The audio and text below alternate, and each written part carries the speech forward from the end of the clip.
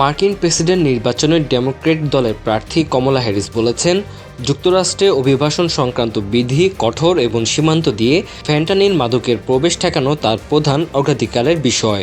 গতকাল শুক্রবার যুক্তরাষ্ট্র মেক্সিকো সীমান্ত পরিদর্শনের পর কথা বলেন তিনি। 2024 সালে প্রেসিডেন্ট নির্বাচনে প্রচারণা শুরুর পর এটি ওই এলাকায় কমলার প্রথম সফর।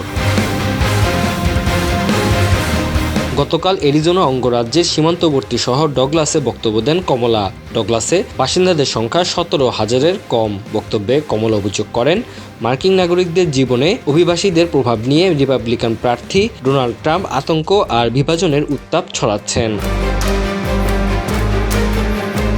কমলা হ্যারিস বলেন, প্রবেশ বন্দরগুলোকে মধ্যবর্তী সীমান্ত বন্ধ রাখতে আরও পদক্ষেপ নিতে হবে। যারা বেআইনিভাবে সীমান্ত অতিক্রম করবে তাদের ধরা হবে এবং তারা যেন পরবর্তীতে 5 বছর আর যুক্তরাষ্ট্র প্রবেশ করতে না পারে তাও নিশ্চিত করার অঙ্গীকার করেছেন কমলা। সরকারি তথ্য অনুসারে বর্তমান প্রেসিডেন্ট জো বাইডেনের মেয়াদকালে অবৈধভাবে যুক্তরাষ্ট্র মেক্সিকোর সীমান্ত অতিক্রমের অভিযোগে প্রায় 70 লাখ অভিবাসীকে গ্রেপ্তার করা হয়।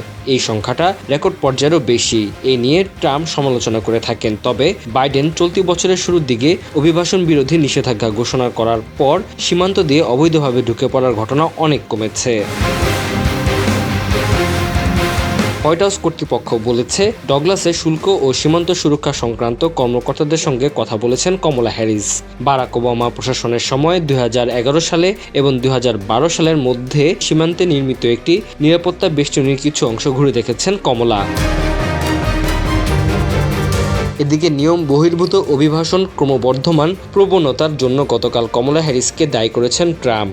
ম্যানহাটনের ট্রাম্প টাওয়ারে দেওয়া বক্তব্যে ট্রাম্প বলেন, এই ধ্বংসে স্থাপিত কমলা হ্যারিস কিভাবে সীমান্ত সমস্যার সমাধান করতে চান সেই সম্পর্কে তিনি কথা বলেই যাচ্ছেন। গত মাসে রয়টার্স করা এক জরিপে দেখা গেছে, অভিবাসন বিষয়ে 43% ভোটার ট্রাম্পকে সমর্থন দিয়েছেন আর কমলাকে সমর্থন দিয়েছেন 33% ভোটার।